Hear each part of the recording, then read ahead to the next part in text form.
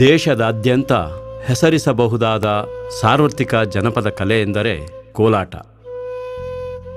ಕೋಲಾಟ ಇಲ್ಲದ ರಾಜ್ಯವಿಲ್ಲ, ಸಮಾಜವಿಲ್ಲ.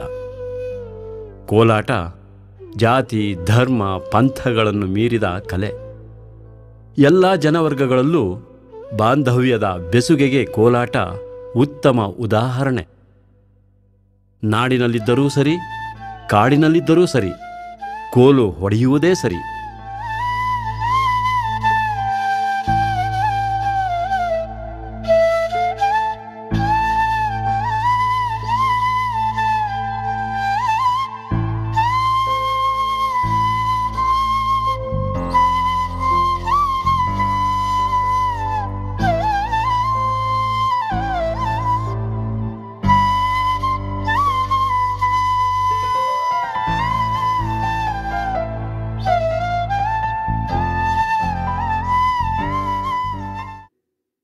ಶತಮಾನಗಳಿಂದ ಕಾಡನ್ನೇ ಅಪ್ಪಿಕೊಂಡು ಬದುಕಿದ ಗಿರಿಜನರಾದ ಇರುಳಿಗರೂ ಕೂಡ ಕೋಲಾಟವನ್ನು ಆಡಿಕೊಂಡೇ ಬಂದವರು. ಈಗ ಈ ಜನಾಂಗ ಕಾಡಿನಲ್ಲಿಲ್ಲ. ಆದರೆ ನಾಡಿನಲ್ಲಿ ಕೂಡ ಕೋಲಾಟದ ಸದ್ದನ್ನು ಮುಂದುವರಿಸಿಕೊಂಡು ಬರುತ್ತಿದ್ದಾರೆ. ಅಂತಹವರಲ್ಲಿ ರಾಮನಗರ ಜಿಲ್ಲೆ ಮಾಗಡಿ ತಾಲೂಕಿನ ಜೋಡುಗಟ್ಟೆ ದೊಡ್ಡಿಯ ಶ್ರೀ ಅಟ್ಟ ಬರಿಯಪ್ಪ ಕೂಡ ಒಬ್ಬರು.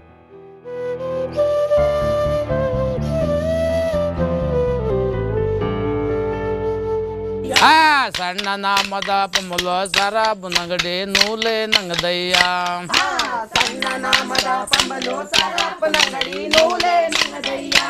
ಆನೆ ನಂಗದಯ್ಯ, ಆನೆ ಕುಟ್ಟಿ ನಂಗದಯ್ಯ. ಆನೆ ನಂಗದಯ್ಯ, ಆನೆ ಕುಟ್ಟಿ ನಂಗದಯ್ಯ.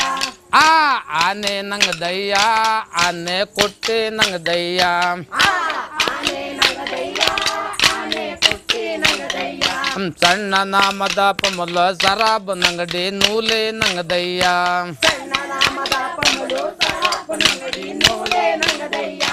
ನವುಲ ನಂಗದಯ್ಯ, ನವುಲಿನ ಕುಂಜ ನಂಗದಯ್ಯ. ನವುಲ ನಂಗದಯ್ಯ, ನವುಲಿನ ಕುಂಜ ನಂಗದಯ್ಯ.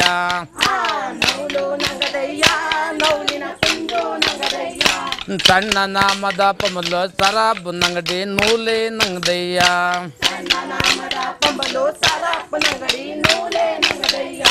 ಕೂರಿ ನಂಗದಯ್ಯ, ಕೂರಿ ಕುಟ್ಟಿ ನಂಗದಯ್ಯ. ಕೂರಿ ನಂಗದಯ್ಯ, ಕೂರಿ ಕುಟ್ಟಿ ನಂಗದಯ್ಯ.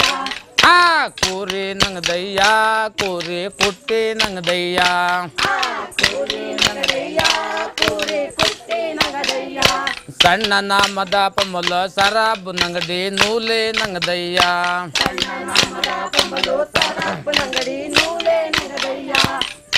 ಇರುಳಿಗ ಗಿರಿಜನ ಸಮುದಾಯದ ಶ್ರೀ ಅಟ್ಟಬರಿಯಪ್ಪ ಕೆಲವು ವರ್ಷಗಳಿಂದೀಚೆಗಷ್ಟೇ ಕೋಲಾಟವನ್ನು ಪುನಶ್ಚೇತನಗೊಳಿಸುವತ್ತ ಶ್ರಮಿಸುತ್ತಿದ್ದಾರೆ.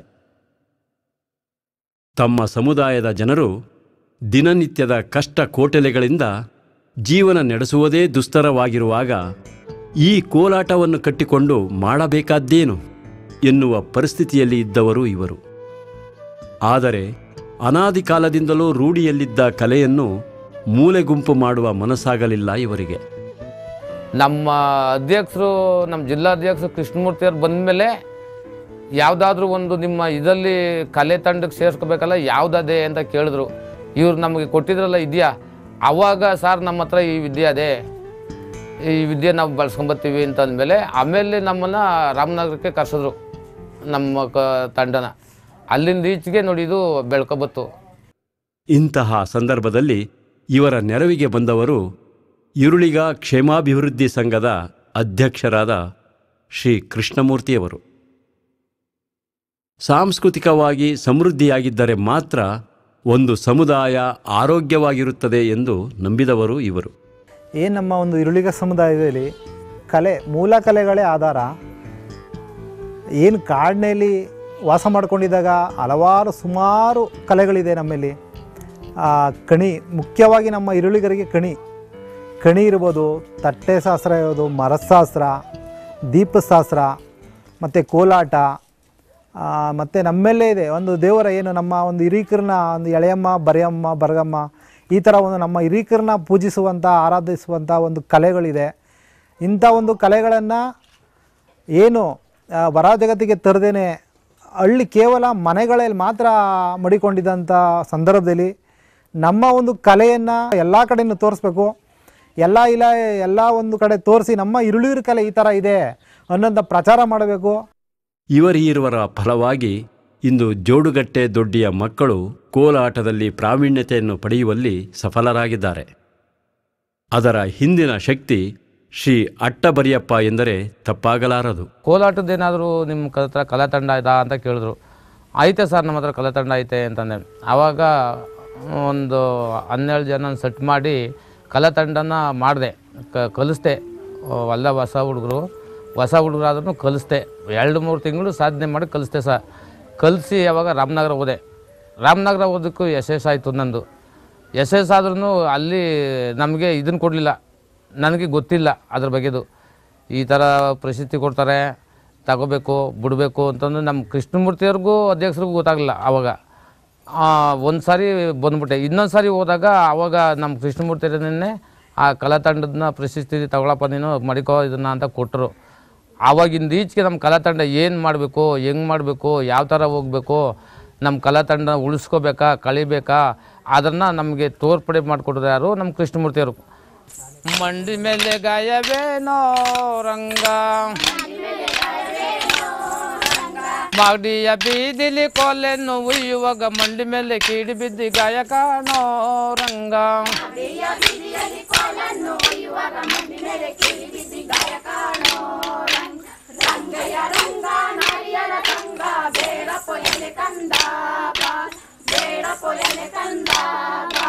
ಮಂಡಿ ಮೇಲೆ ಗಾಯವೇನೋ ರಂಗ, ತುಮಕೂರು ಬೀದಿಲಿ ಕೊಲೆನ್ನು ಉಯ್ಯುವಾಗ ಮಂಡಿ ಮೇಲೆ ಕೀಡಿ ಬಿದ್ದಿ ಗಾಯ ಕಾಣೋ ರಂಗ.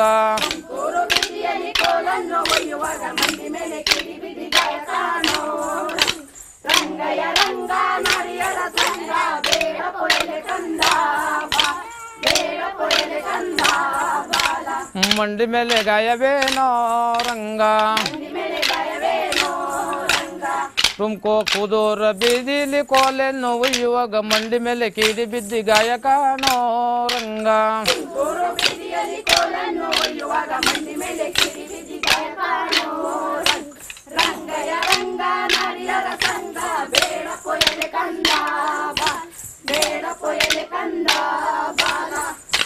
ಮಂಡಿ ಮೇಲೆ ಗಾಯವೇನೋ ರಂಗ,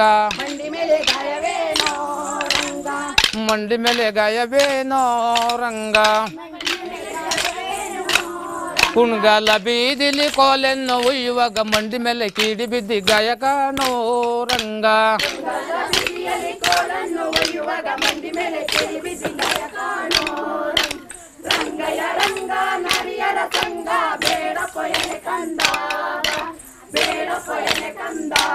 ಮಂಡಿ ಮೇಲೆ ಗಾಯವೇನೋ ರಂಗ, ದುರ್ಗಾದ ಬೀದಿಲಿ ಕೊಲೆನ್ನು ಉಯ್ಯುವಾಗ ಮಂಡಿ ಮೇಲೆ ಕೀಡಿ ಬಿದ್ದಿ ಗಾಯ ಕಾಣೋ ರಂಗ.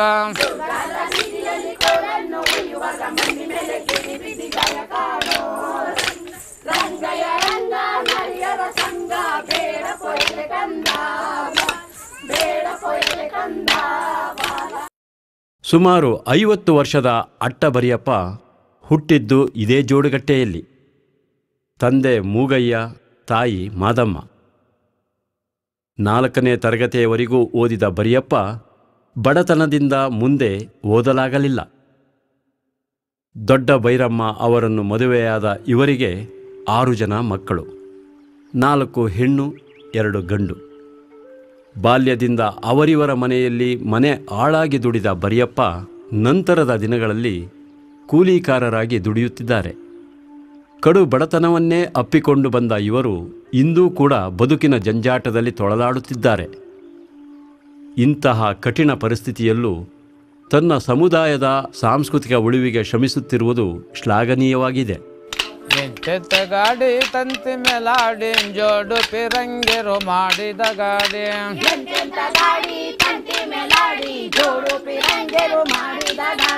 ಜೋಡು ಪಿರಂಗಿರು ಮಾಡಿದ ಗಾಡಿ, ಏಳುತ್ತ ಎದ್ದು ಯಾರ್ಯಾರ ನೆನೆಯಲಿ ಏಳು ನಮಾದ ಒಡೆಯನ ನೋಡಿ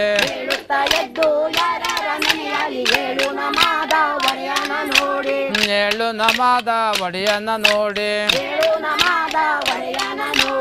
ಏಳುಂದ ಮಾದ ಒಡೆದ ತಿಮ್ಮಪ್ಪನ ಎದ್ದೊಂದುಗಳಿಗೆ ನೆನೆದೆವು ನೋಡಿ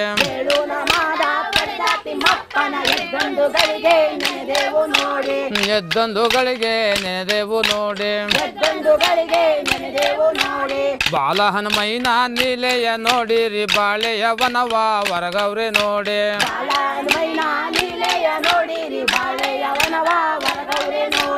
ಬಾಳೆಯ ವನವ ವರಗವ್ರೆ ನೋಡಿ ಬಾಳೆಯ ವನದಲ್ಲಿರುವ ಸೀತವ್ವನ ಉಂಗುರ ನೆಟ್ಟ ಹನುಮಯ್ಯ ನೋಡಿ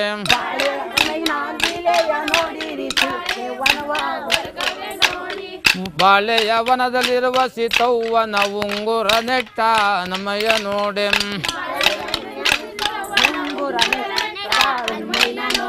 ಸಣ್ಣ ಹನುಮೈನ ಸಂತೋಷ ನೋಡಿರಿ ಸಂಪಿಕೆ ವನವ ವರಗವ್ರೆ ನೋಡಿ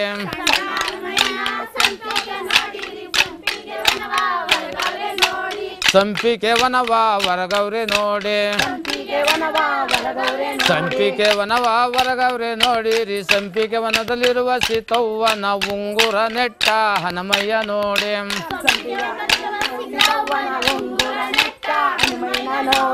ಉಂಗುರ ನೆಟ್ಟ ಹನುಮಯ್ಯ ನೋಡಿ ಒಂದಳ್ನ ಸುಟ್ಟ ಒಂದು ಲಂಕೆ ಸುಟ್ಟ ನತ್ತಿಲಿ ಕಿಚ್ಚ ಉಲಭವನೆ ನೋಡಿ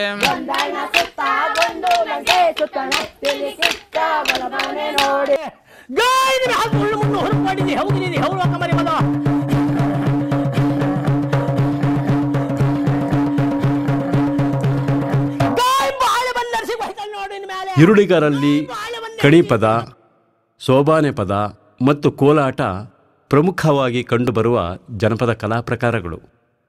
ಯಾವ ದೊಡ್ಡಿಗೋದರೂ ಈ ಮೂರು ಕಾಣಸಿಗುತ್ತವೆ. ಆದರೆ ಅವುಗಳನ್ನು ಸಾರ್ವತ್ರಿಕವಾಗಿ ಪ್ರದರ್ಶಿಸಿರುವುದು ತುಂಬ ಕಡಿಮೆ. ಜೋಡುಗಟ್ಟೆಯ ಶ್ರೀ ಅಟ್ಟಬರಿಯಪ್ಪನವರ ಶ್ರಮದಿಂದಾಗಿ ಇಂದು ಎಲ್ಲೆಡೆ ಕೋಲಾಟದ ಸದ್ದು ಕೇಳಿಬರುತ್ತಿದೆ. ಗುಮ್ಮಕ್ಕೆ ಗುಮ್ಮದರುಳೆ ನಾಗಣ್ಣ ಅಂಗೈಲಿ ನಾಗುದರುಳೆ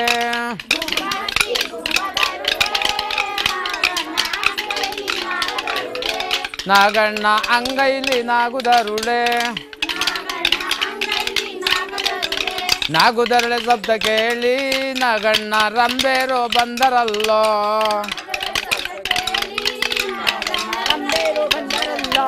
ನಾಗಣ್ಣ ರಂಬೇರು ಬಂದರಲ್ಲೋ ರಂಬೇರು ರವಸಿಗೆ ನಾಗಣ್ಣ ಇಂಡುದನ ಬೆದರಿದೋ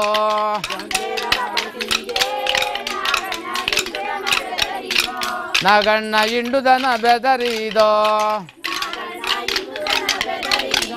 ಓದುದನ ಹೋಗಲಿಕ್ಕೋ ನಾಗಣ್ಣ ಇದ್ದುದನ ದಡ್ಡಿ ಕೂಡೋ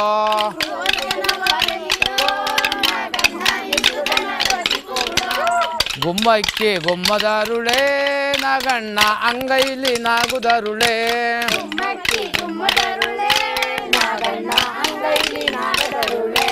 ನಾಗಣ್ಣ ಅಂಗೈಲಿ ನಾಗುದರುಳೆ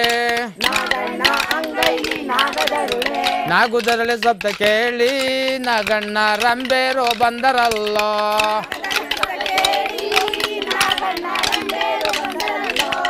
ರಂಬೇರು ರವಸಿಗೆ ನಾಗಣ್ಣ ಇಂಡುದನ ಬೆದರಿದೋ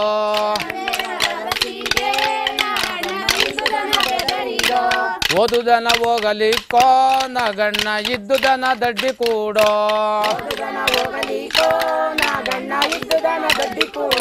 ಕಾಡಿನ ಮಕ್ಕಳಾಗಿದ್ದ ಇರುಳಿಗರು ತಮ್ಮ ಎಲ್ಲ ಹಾಡುಗಳಲ್ಲಿ ಕಾಡನ್ನೇ ವರ್ಣಿಸಿದ್ದಾರೆ.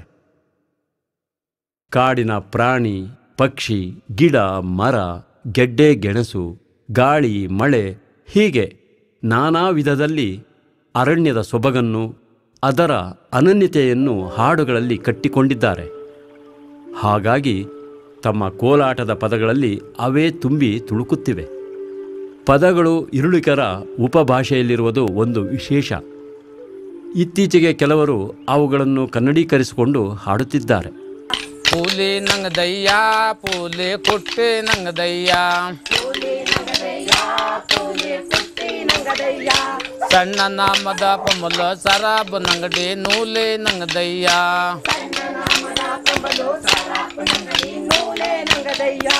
ಸಿಮ್ಮೋ ನಂಗದಯ್ಯ ಸಿಮ್ಮೋ ಕುಟ್ಟಿ ನಂಗದಯ್ಯ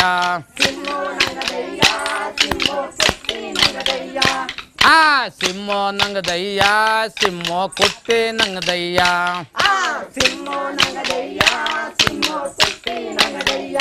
ಸಣ್ಣ ನಾಮದ ಪಮುಲ ಸರಾಬ್ ನಂಗಡಿ ನೂಲೆ ನಂಗದಯ್ಯ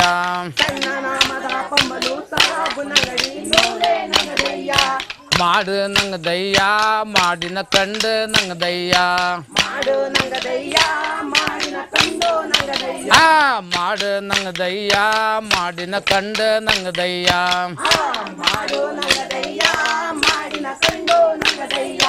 ಸಣ್ಣ ನಾಮದ ಪಮಲ ಸರಾಬ್ ನಂಗಡಿ ನೂಲೆ ನಂಗದಯ್ಯ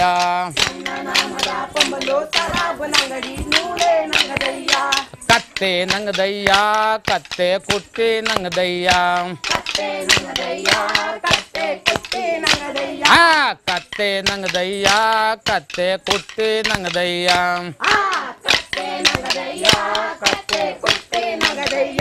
ಸಣ್ಣ ನಾಮದ ಪಮಲ ಸರಾಬ್ ನಂಗಡಿ ನೂಲೆ ನಂಗದಯ್ಯ ಎಮ್ಮೆ ನಂಗದಯ್ಯ ಎಮ್ಮೆ ಕಂಡ ನಂಗದಯ್ಯ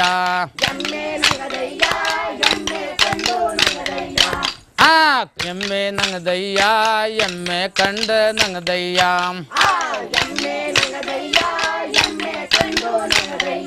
ಸಣ್ಣ ನಾಮದ ಪಮಲ ಸರಾಬ್ ನಂಗಡಿ ನೂಲೆ ನಂಗದಯ್ಯ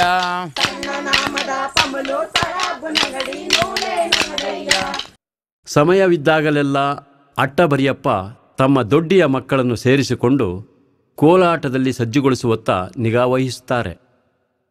ಮಕ್ಕಳಿಗೆ ಹಾಡಿನ ಭಾವಾರ್ಥಗಳನ್ನು ಹೇಳಿ ಆ ಹಾಡಿನ ಸಮಯ ಸಂದರ್ಭವನ್ನು ವಿವರಿಸಿ ಅವರಿಗೆ ಮನದಟ್ಟು ಮಾಡಿಸುತ್ತಾರೆ. ಕೋಲಾಟದ ಎಲ್ಲ ಆಯಾಮಗಳನ್ನು ಕಲಿಸುತ್ತಿದ್ದಾರೆ. ಎಷ್ಟೋ ಬಾರಿ ಮಕ್ಕಳ ತಂದೆ ತಾಯಿಗಳಿಗೆ ಕೋಲಾಟದ ಮಹತ್ವವನ್ನು, ತಮ್ಮ ಸಮುದಾಯ ಅದನ್ನು ಉಳಿಸಿ ಬೆಳೆಸಿಕೊಂಡು ಹೋಗಬೇಕಾದ ಅನಿವಾರ್ಯತೆಯನ್ನು ಮನದಟ್ಟು ಮಾಡುತ್ತಾರೆ.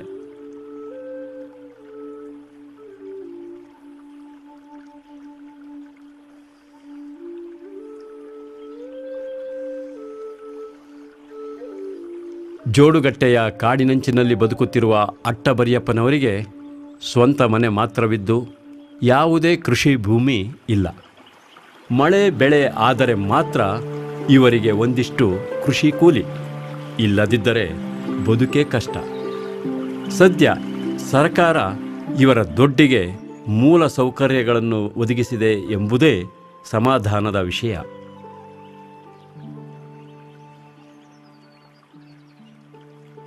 ಈ ಕಾಡು ಮಕ್ಕಳ ಜನಪದ ಕಲೆಗಳು, ಕಲಾವಿದರು ಮತ್ತಷ್ಟು ಉತ್ತಮವಾಗಿ ತರಬೇತಿ ಪಡೆದು ಪ್ರದರ್ಶಿಸಲು ಕನ್ನಡ ಮತ್ತು ಸಂಸ್ಕೃತಿ ಇಲಾಖೆ ಈಗ ಕೊಟ್ಟಿರುವ ಅವಕಾಶಕ್ಕಿಂತ ಇನ್ನಷ್ಟು ಹೆಚ್ಚಿಸಬೇಕೆಂಬುದು ಇವರ ಕೋರಿಕೆ. ಕಾಡಿನ ಅಂಚಿನಲ್ಲೇ ನಾವು ವಾಸ ಮಾಡೋದ್ರಿಂದ ನಾಗರಿಕತೆ ಜನಾಂಗದ ಜೊತೆ ಬೆರೀತಾ ಇರಲಿಲ್ಲ. ಅದನ್ನು ನಾವು ಬೆರೆಸಬೇಕು, ಆ ಬೆರೆಸಿ ಸಮಾಜಕ್ಕೆ ನಾವು ತೋರಿಸ್ಬೇಕು ಈರುಳ್ಳಿಗರನ್ನ ಅನ್ನೋ ಒಂದು ಉದ್ದೇಶದಿಂದ ಅಟ್ಟಬರಿಯಪ್ಪರು ನಮ್ಮ ಜೊತೆ ಸ್ಪಂದಿಸ್ತಾ ನಾವು ಈ ಒಂದು ಕಲೆಗಳನ್ನು ಎಲ್ಲ ಕಡೆಯೂ ಪ್ರದರ್ಶನ ಮಾಡಬೇಕು ಅನ್ನೋ ಒಂದು ಉದ್ದೇಶದಿಂದ ಈ ಒಂದು ಕನ್ನಡ ನಮ್ಮ ಸಂಸ್ಕೃತಿಗಳನ್ನು ಅನಾವರಣ ಮಾಡ್ತಾಯಿದ್ದೀವಿ ಸರ್. ಮತ್ತು ಕನ್ನಡ ಸಂಸ್ಕೃತಿ ಮತ್ತು ಜಾನಪದ ಅಕಾಡೆಮಿಯವರು ಹೆಚ್ಚು ನಮ್ಮ ಈರುಳ್ಳಿಗರ ಕಲೆಯ ಬಗ್ಗೆ ಒಂದು ಆಸಕ್ತಿ ತೋರಬೇಕು. ಅದನ್ನು ಉಳಿಸುವ ನಿಟ್ಟಿನಲ್ಲಿ ಎಲ್ಲ ಹಳ್ಳಿಗಳಲ್ಲೂ ಸುಧಾ ಒಂದು ಗಿರಿಜನ ಉತ್ಸವ ಇರ್ಬೋದು, ಇಲ್ಲ ಬುಡಕಟ್ಟು ಉತ್ಸವ, ಈ ಥರ ಒಂದು ಹಲವಾರು ಕಾರ್ಯಕ್ರಮಗಳ ಹಮ್ಮಿಕೊಳ್ಳಬೇಕು ಅನ್ನೋ ಒಂದು ಇದನ್ನು ನಾನು ಕನ್ನಡ ಸಂಸ್ಕೃತಿ ಇಲಾಖೆಗೆ. ಕಾಡಿನಂಚಿನಲ್ಲಿದ್ದ ಈರುಳಿಗ ಬುಡಕಟ್ಟಿನ ಈ ಕಲಾ ತಂಡವನ್ನು ಕನ್ನಡ ಮತ್ತು ಸಂಸ್ಕೃತಿ ಇಲಾಖೆ ಪತ್ತೆ ಹಚ್ಚಿ ಅವರ ಕಲೆಯ ಪೋಷಣೆಗೆ ಅಗತ್ಯ ನೆರವು ನೀಡಿ ಪ್ರದರ್ಶನಗಳಿಗೆ ಅವಕಾಶ ಕಲ್ಪಿಸುವುದರ ಮೂಲಕ ಗಿರಿಜನ ಸಮುದಾಯವೊಂದರ ಸಾಂಸ್ಕೃತಿಕ ಭದ್ರ ತಳಹದಿಗೆ ನಾಂದಿ ಹಾಡಿದೆ. ಶತಮಾನಗಳಿಂದ ಕಾಡನ್ನೇ ಆಶ್ರಯಿಸಿ ಬದುಕು ಸವಿಸಿದ ಸಮುದಾಯವೊಂದು ನಂತರದ ದಿನಗಳಲ್ಲಿ ನಾಡಿನ ಬದುಕಿಗೆ ಶರಣಾಗಿ ಬದುಕು ಕಟ್ಟಿಕೊಂಡಿರುವ ಈರುಳಿಗ ಸಮುದಾಯ ತನ್ನಲ್ಲಿರುವ ಜನಪದ ಕಲೆಯೊಂದನ್ನು ಉಳಿಸಿ ಬೆಳೆಸಿಕೊಳ್ಳಲು ಪಣ ತೊಟ್ಟಿರುವುದು ಸಂತೋಷದ ವಿಷಯ. ಅವರ ಈ ಶ್ಲಾಘನೀಯ ಪ್ರಯತ್ನಕ್ಕೆ ಸರ್ಕಾರ, ಕನ್ನಡ ಮತ್ತು ಸಂಸ್ಕೃತಿ ಇಲಾಖೆ ಹಾಗೂ ಸಂಬಂಧಪಟ್ಟ ಅಕಾಡೆಮಿಗಳು ಮತ್ತಷ್ಟು ತರಬೇತಿ ಮತ್ತು ಸೌಲಭ್ಯಗಳನ್ನು ನೀಡಿ ಒಂದು ಸಮುದಾಯದ ಕಲೆ ಉತ್ತಮ ರೀತಿಯಲ್ಲಿ ಬೆಳವಣಿಗೆಯಾಗಲಿ ಎಂದು ಹಾರೈಸೋಣ.